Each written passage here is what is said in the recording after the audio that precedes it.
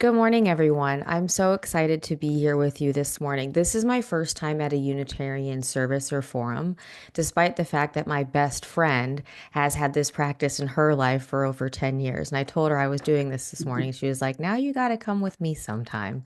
So thank you for breaking this ice for me. Can you all see the screen that I just put up?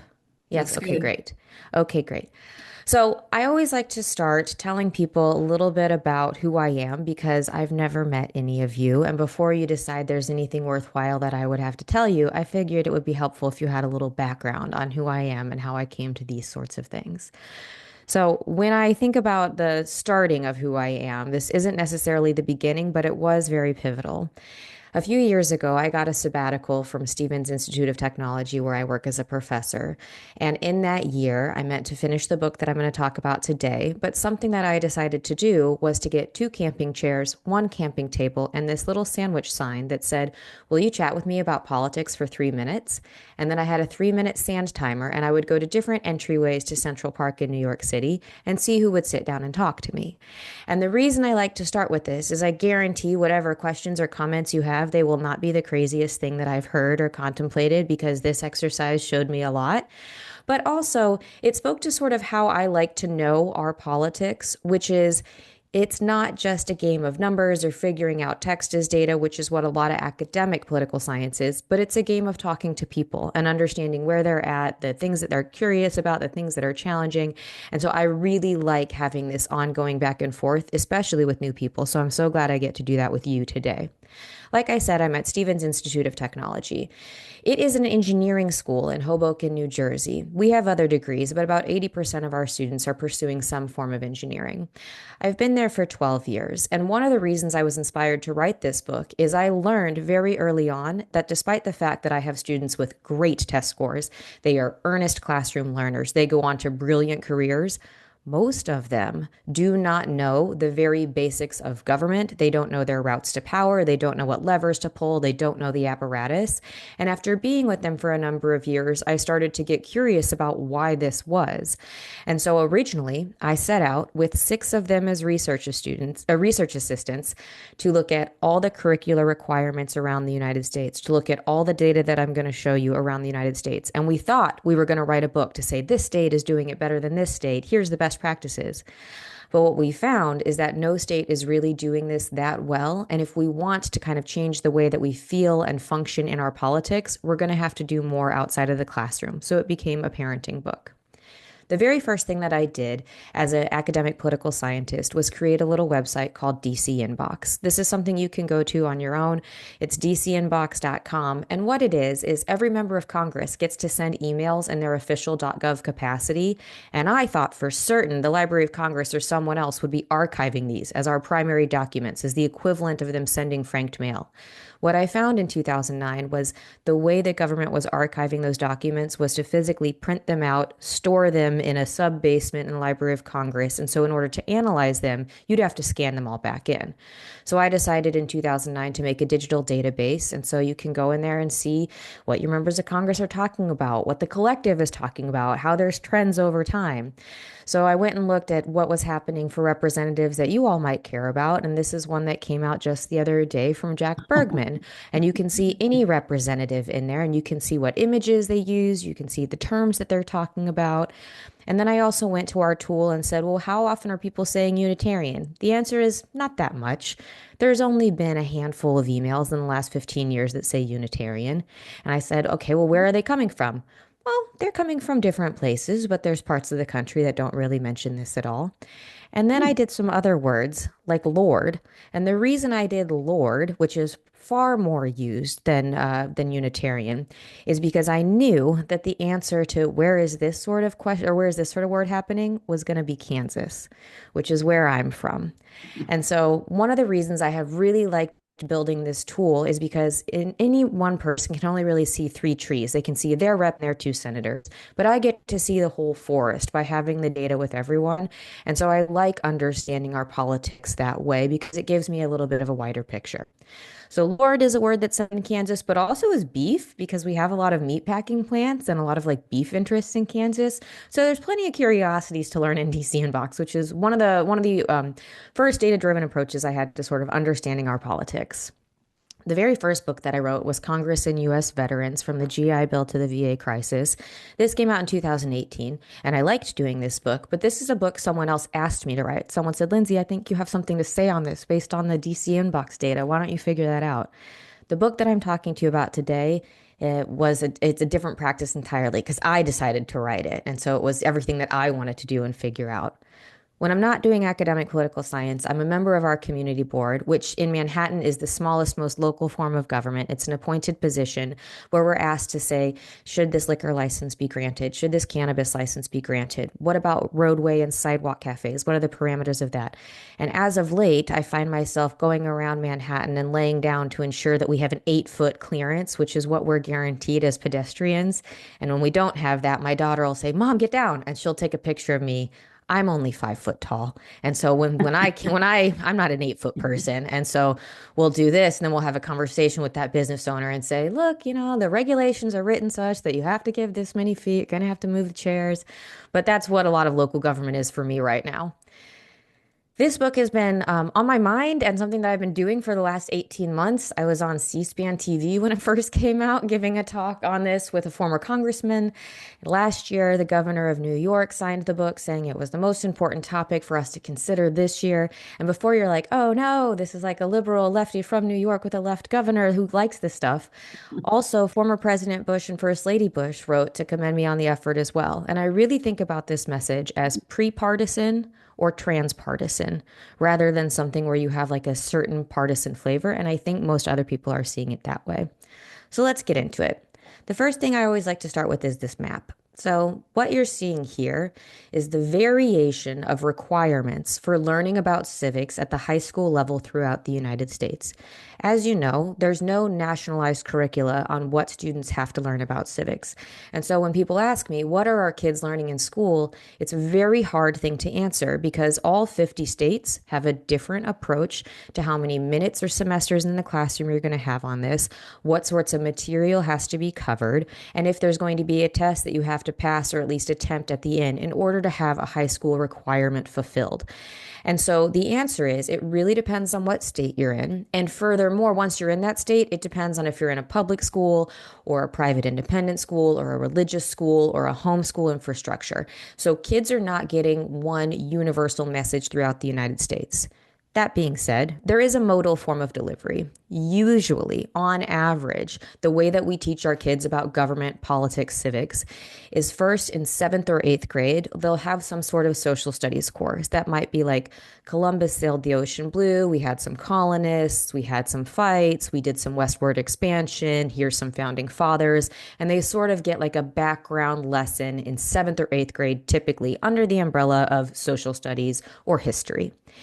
And then for most places, we wait again until the second semester of the senior year of high school, so in 12th grade, and we give students a class called government. And in that government class, we're supposed to tell them everything they need to know, not only about the founding, about the documents, about the concepts, but also how they're supposed to be a part of it.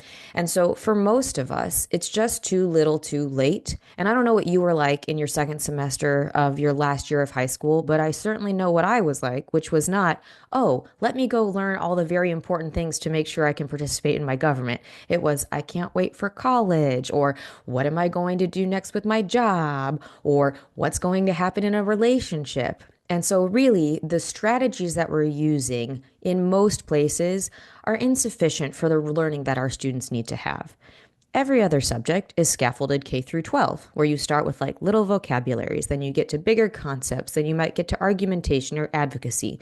That's how we do reading, that's how we do math, that's how we do science.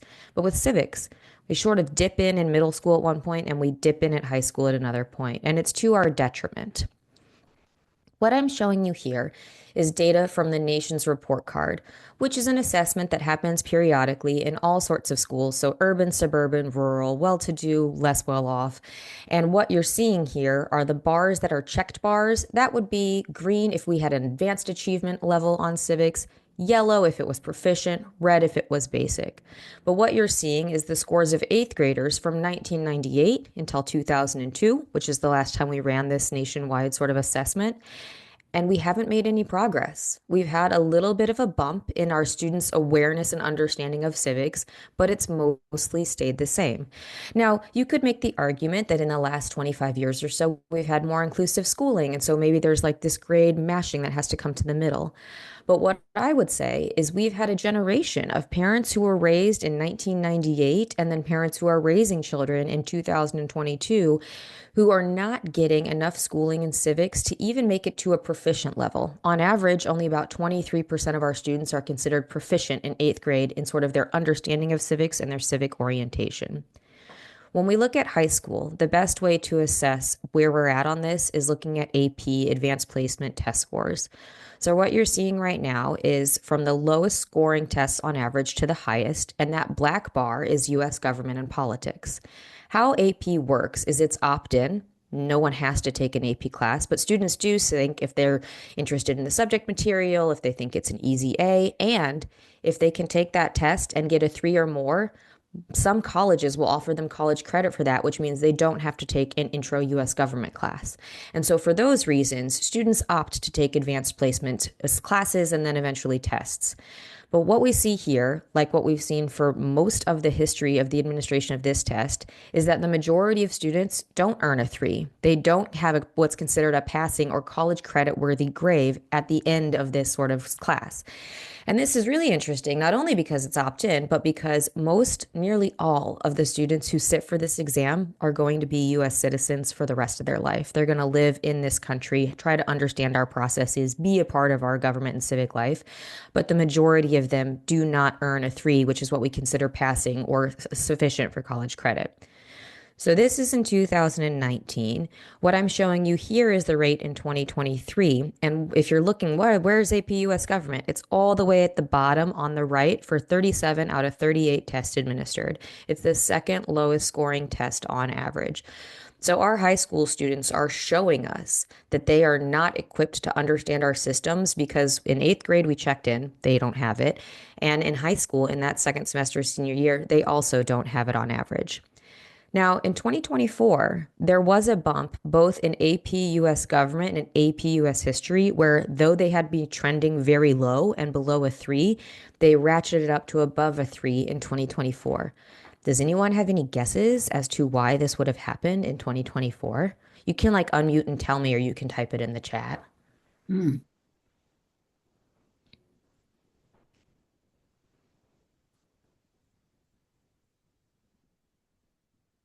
I'll tell you what people use. Oh, go ahead. Someone has an offering. COVID. Okay, COVID is a great one where we might say, oh, they had like more time to study or something. They were like learning with their parents. Great answer, not right. I like Miriam's in the chat as well. She said election, where, you might say like, oh, we're focusing on the election. And so, it's like all eyes on this subject matter.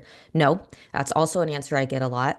The real answer is we recalibrated the test, which means we essentially changed the way we graded it so that more students could get Cute. threes, which actually puts us into this really counterproductive way where we're sort of grade inflating ourselves out of a problem in the sense that kids aren't getting college credit for this, but we're actually doing more of a harm because that means most students who then go on to higher ed are not going to be required to take an intro to a US government class. And so we put ourselves at this disadvantage for the small benefit of giving kids a few higher credit hours by the time they're entering college, but they don't really have mastery of this material. When we look at other measures, so not just test scores, when we look at things like how are kids doing in terms of how they're registering to vote, we know that our youngest among us, 18 to 24-year-olds, really struggle to be registered. And in order to participate, that's that first hurdle that you have to clear. Now, one of the reasons I'm very happy to be talking to people in Michigan is that you all do this exceedingly well. You'll see this purple bar over here. Your ability to register young people to vote, to fold them into mail-in voting, and to actually get them to turn out is much higher than in many other parts of the United States. A lot of the talks that I give are in New York, and if you just glance over to the left part, New York is very low. 43% of our young people who would be eligible to register to vote are registered to vote. But the point here is that there's really high variation across our states. So graduating into being an 18-year-old who's capable of asserting all the rights of being a citizen in the formal participation communication channels of voting is something that really depends on what state you're in. And part of that is like how the schools approach it. Part of it is how voter registration is run. But part of it is also this cultural piece of how we can pass on intergenerationally the notion that it's important to do this and actually how to do this. Because in many states, it's still a little bit confusing as to how you're going to register to vote. Some places it's easier if you can just get online, type in a driver's license number. But in many places, the regulations around registering are changing. So it's like, do I have to have this form of ID? Do I have to have a secondary thing that shows that I live at this address? What happens when I move? College students are really vulnerable to moving to a school and then saying, I'll just keep my registration back home. And then I say to them, I think it's very unlikely in the middle of a semester on a Tuesday that you're going to get it together and go back to your hometown and vote. And they'll say, oh, don't worry, I'll do it mail in. And I'll be like, have you been to our post office? Do you know how to buy stamps? Are these things you've done before? And most of them haven't. So young people really do struggle with the registration piece, but it depends on what state you're in. When we look at turnout, what you're seeing here is from 18 to 85 and up. And it's essentially a slope that moves upward where we're all playing catch up on how to actually turn out to vote, where the youngest among us are the least likely to participate in elections, also being the least likely to be registered in the first place. When I teach intro to American government, I'm in a quantitative social science program because we're centered in engineering school. I send my students out to get data. And I do this after they complain when they say, man, everyone in politics is so old. And I'm like, well, why don't we go see what the voting data looks like? And we have a representative system where we represent what's given to us in the ballot box. Let's just see what it looks like. And they figure out for themselves that one of the reasons our politics looks old or feels old is that the people who understand the system, who understand the value in participating and have that know-how of how to do it tend to be a little bit older. Now, what we're seeing right here is voter turnout for the last presidential election. And so there is a slope. It moves upward from 18 to 85. But when we look at midterm elections, which is this slide, it's a steeper slope. Part of this is their lower information environments, despite the fact that we all have a midterm election that's going to happen. Everyone in the House is up, a third of the Senate is up. Because there's no centralizing presidential contest, we always have lower turnout in the midterms, and that is something where it makes the slope even steeper, such that a quarter of our 18 and 19-year-olds participated, whereas when you get to someone who's like 70 and up, it's nearly 70% of those people who are participating in midterm elections. So we have work to do, despite the fact that some states do it better than others, at least for how our young people see politics, understand politics, participate in politics, and have a sense of pride in doing that. So there's a few different ways we got to what I call our civic deficit, which is our inability to understand the government that we're in, our inability to see our own power. One of it is it's an intricate design. And I don't mean that American government is any more difficult than a parliamentary system or a different route to government. What I mean is we can't expect people to get one class in seventh or eighth grade and one class in 12th grade and know everything. It is hard. Federal level is different than state level is different than local level, but it is an intricate design that merits more attention and study at earlier periods and through more duration of our schooling years. We also found that in doing this research, there's two sorts of family orientations that have made it very hard to kind of understand our civics. One, which happens more in the middle of the country and in the South, which is this notion that politics is an off-limits topic, like it's a taboo.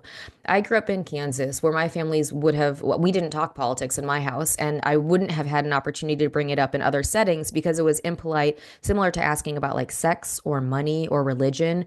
So when it sits in that sort of off-limits bucket of things, we can't give our kids the muscle memory they need to hit the ground running when they're adults to turn over and say like, oh, actually I can control this system. And so that tradition is harmful. On the flip side, what we found more on the coasts is this notion of hating politics, which is everything in it is bad. The people are liars. They're in it for themselves. The system is rigged. I'm only one little piece of this machine. And when we have that approach to politics, our kids feel disempowered and disinclined to learn more. Like, who wants to go learn how to hang out with like the liars, egomaniacs, and cheats who are rigging systems? No one wants to aspire to that.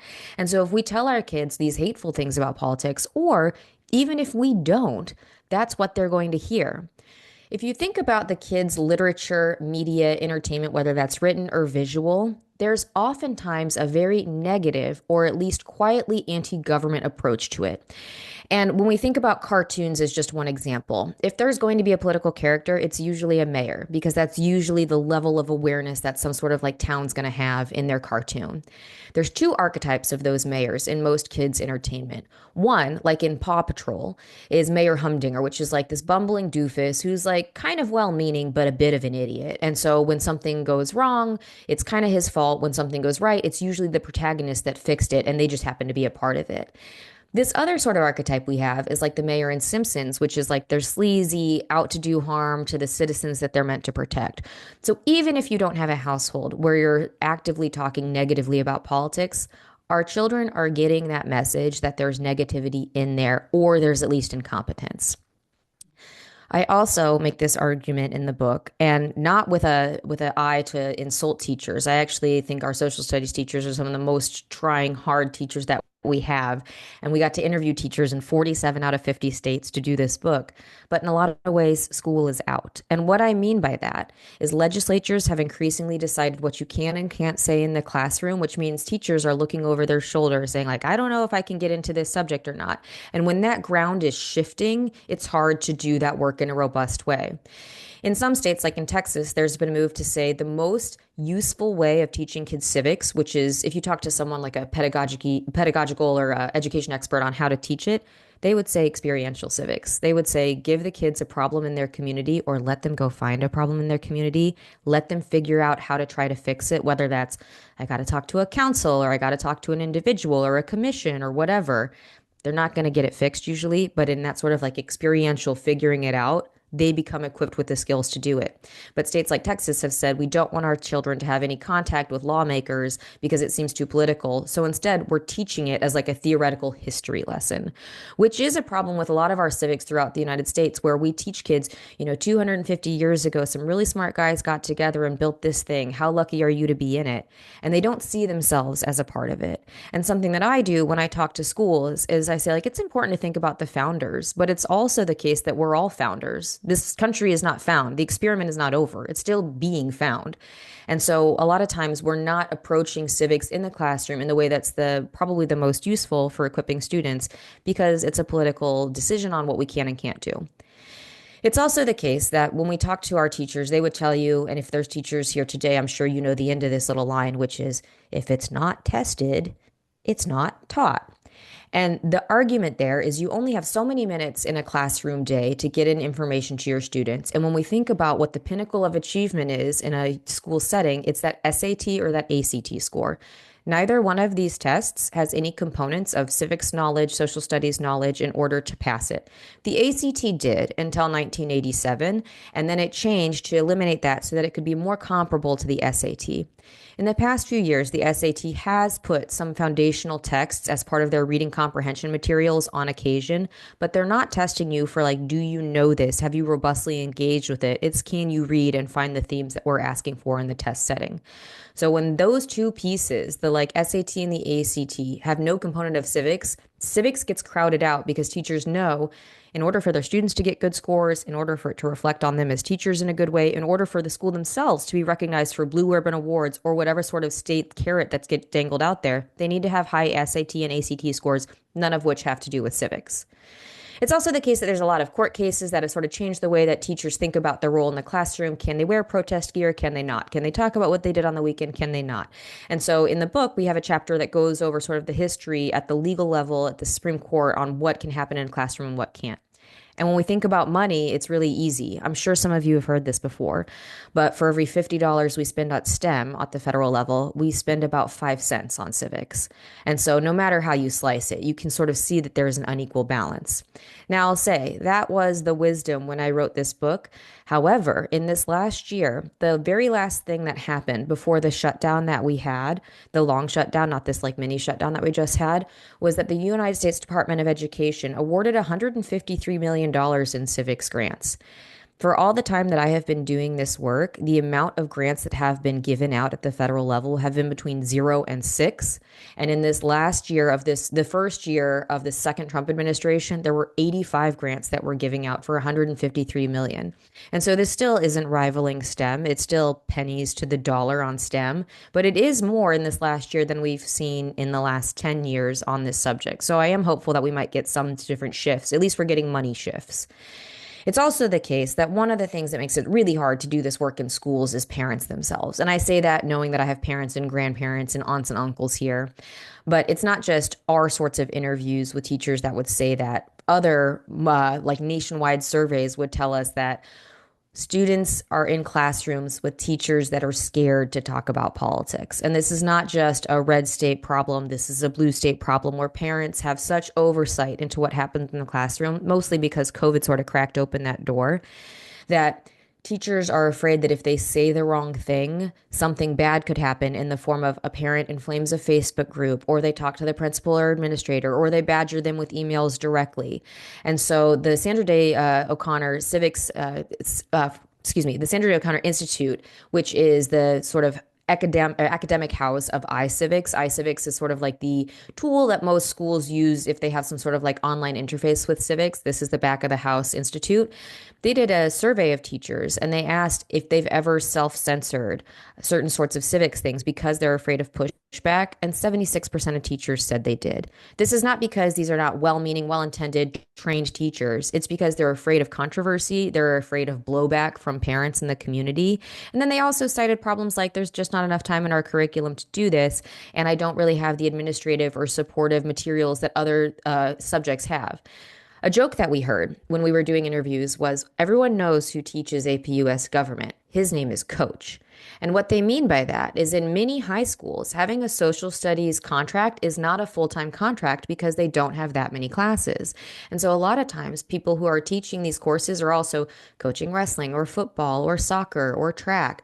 My high school civics teacher was our football coach. And then in this last presidential election, when Tim Walz gets nominated, it comes out, oh, guess what? It's a social studies teacher and it's a coach. And I was like, oh, we were hearing those jokes 2 years ago when we were doing these interviews.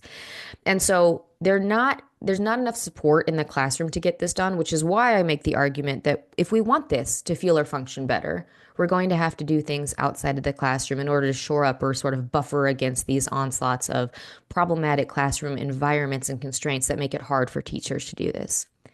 So I argue that parents, grandparents, aunts, uncles, T-ball coaches, Girl Scout leaders should be agents of change. The first reason that we should do this is because we can do this. I know that we shape the way our children stream, and they model us not only for what we do, but for what we don't do. And so if we can give them an aspirational vision of politics, if we can give them an accessible vision of their own sorts of power, they can see it. If we don't open that door to them, or if we only tell them the bad things, then they're not going to appreciate this, and they might learn it later on their own, but they certainly don't have a head start in doing this. I also know, and I'm sure you do too, if you've ever had the occasion to be around young children, they are very capable of doing politics. They are very capable of mine, not yours, or we're sharing, or this is the game, or don't touch me, or this is the line. They are really, really capable of this. Or if you look at young boys and girls who are playing games like Roblox or other sorts of online sharing games, they are capable of doing these sorts of decision making, group, individual level payoffs, trade offs. They do these things. They're also incredibly capable of learning these. A lot of times people will say, like, oh, kids just aren't that interested in politics. By the time they're in that high school level, children are so interested in either becoming adults or undermining adults, saying, like, they're better than them or they've got it figured out. They have no idea. They're very capable of learning these things. And in a Harvard runs a nationwide study of young people every year on politics. And the year that we wrote the book, 87% said they're interested in politics. They just don't always know how to get started. So they're certainly capable of doing these things. I also know that at a very basic level, whether you're a child or an adult, no one likes playing a game that they don't know the rules to. It's true in bridge, it's true in board games, it's true in politics. It's always harder if you don't know the rules. And so, if you can just equip them with the basics, you don't have to be a government trivia expert or master. You just have to be someone who can walk them through the curiosity of learning these things. And we don't have to know everything ourselves. We just need to say, like, if we want to play this game a little bit better, and this game is inevitable, we might as well learn the rules so that we can be more equipped to do it. I also know that in terms of how we feel about our national, subnational, and local politics, things can only get better with more attention. So I'm not afraid of a world in which like everyone's talking politics and it gets worse.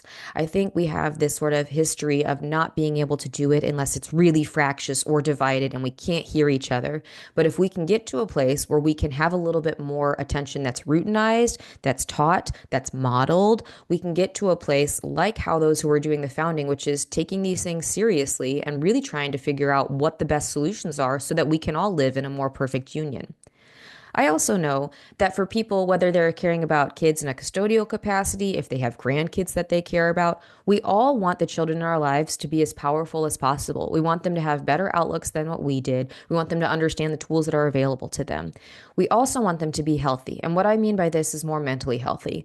When I get to work with college students and I think about the things that are dragging them down, it's depression, it's anxiety about the future, it's a sense of isolation or anomie where they don't really matter to anyone else. Local politics can act as a buffer or even like the opposite of all of these things because it allows people to have purposeful interactions with people who are doing or caring about the same thing on a routine in-person basis. And so when I talk to people who have high schoolers and they're, worry about whether or not their kids should get involved in politics, I say, like, there is no worry. In doing this, you probably make it so that they are more able to have the wherewithal to get through the bad or hard or difficult parts of politics. It's also the case that the more our kids know about these things, the less likely they are to be seduced by rage baiting things online, the less likely they are to be scared by doom scrolling things online because they can understand where power starts and stops and what they can do to sort of interject themselves into it. I also know that it's a route to being successful. In the same way, playing a game that you know the rules to is easier, understanding where to pull for power makes life easier. So when kids are thinking about going to college, if they've worked in a local, state, or federal office, it's always a bump up because it shows to admissions officers, oh, that's a pro-social, problem-solving child who cares about their community. All are qualities that people want, not only for their students on campus, but for their alumni. And so there's not really a downside to having your kid consider these sorts of things. And finally, we benefit in doing this sort of work with kids. We benefit not only in sort of helping them, but helping us. So if you've ever talked to a child about a political issue, they just don't come at it with the same sort of partisan or prejudicial or historically informed ways. They're usually coming at it from a curiosity of figure something out that relates to their own notion of fairness or goodness in a way that is refreshing, but also allows us to sort of rechange or rethink the way that we talk about these subjects. So before I close on how to actually do this work, I will say a note on partisanship, which is partisanship is inevitable. It is inevitable in national politics. We are going to have parties. We have always had parties. And because of the way that our elections are set up, where you have single member districts and you have one winners, we're probably going to have two parties. What those two parties are changes over time, but that's an inevitability. However, raising a partisan is very different than raising a citizen. And I like to think about it as an analogy, like the difference between raising an athlete or raising a spectator. So if you had a child who wanted to get really good at soccer, you would start by saying, okay, here's the rules of the game. Here's what this field looks like. Here's how many people are on the court or the pitch. Here's how many minutes you get to play. Here's how you score. Don't touch it with your hands. You get to do the rules. Then you would say, you know what? Why don't we do some practice? We'll do some drills. We'll maybe do dribbling. We'll maybe do blocking. We'll do some running. We'll do some conditioning. And so you're getting all those other pieces to shore up the capacity to play this game of soccer. You might watch some practice films. You'd eventually do scrimmages, and then you'd create a really good athlete by doing all these practices of understanding the game and how to play it. But if you were just raising a spectator, you could get by on saying, like, here's the colors that we paint our faces on game day. When this person comes out, we chant. When this person comes out, we boo. We could have some sort of songs that we're going to sing. But in politics, we're really all athletes. We might be more or less capable athletes, but even if we think we're sitting on the sidelines, you're not fans. You're a party to a team that you maybe don't know that you're on. And so I want everyone to think about raising their kids as the best athletes they can be, and then let them worry about the partisanship later. Just give them the tools to understand it, and then the agency to side with whatever makes the most sense for them. Parties change, people change, ideology is fluid. And so the notion that you want to like raise a little Democrat because you're a Democrat or raise a little Republican because you're a Republican doesn't really make sense in the idea that the parties will not stand for the same things over time. And we've seen this in your lifetime and in my lifetime where issues can switch from one party to another or orientations on issues change. And so allowing our children to understand the rules and then letting them pick the teams is the best way to do it. And the best social science research on this says it's about a coin toss that you can get that outcome anyhow. So if you try really hard to raise someone in your model, you might get it. You might also get someone who rebels and says, actually, I like this other side, or someone who's turned off to politics altogether because they don't like you sort of preaching it to them. And so what we should do is be guides on this, but not drill sergeants, where they don't have to obey everything that we're doing, but we teach them how to do these things themselves. So it shouldn't be the goal to make sure that your child sees the world in the same way you do from a partisan lens. And if you happen to raise someone who identifies with a different party, it's not a marker of failure. I'd actually argue it's a marker of success. It shows that you have a home that is expansive, that has love, that can hold different ideas. And so it's something that there's something to be won out of every version of an outcome, and we all want capable kids. So, in terms of how to do this work, the question that I usually get asked is like, well, what's one thing that I can do? And I think people are asking, like, tell me to like meet a council person or tell me I have to go like study the laws in my state. And that's not really it. You have to be willing. You have to see it as yours to do. You have to see it as something that you have to take on, not something that schools will take care of or someone else will teach them. Because right now, we're mostly letting our kids not be taught or be taught by voices online who may or may not have their interests and may or may not present stuff in ways that is well metered and instead probably towards outrage or extremes. So you have to just be willing to do it with your kids. And what that means depends on what sort of place you're at. If you just got a new road that was paved where you live, pointing that out can be a positive thing to say, like, hey, wow, look, our government just made it way easier to drive here. If you got new pipes and you're not having drinking water that's contaminated with lead, that's government at work. And so, whatever those circumstances are, be willing to do this work with our kids. We also have to show them what it is to care about something. And that doesn't just mean bring them to the voting booth. That means show them what it is to learn.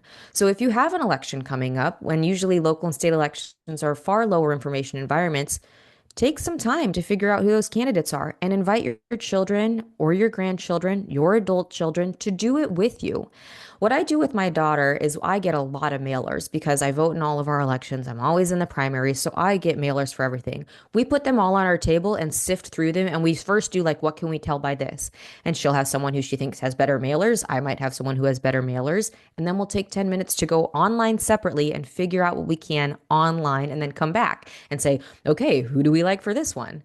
And so having that practice of it's not just, an individual choice that I do and I don't tell you anything about, but sort of doing it in a way where you can have a back and forth with them is a way to show them that you care about this process.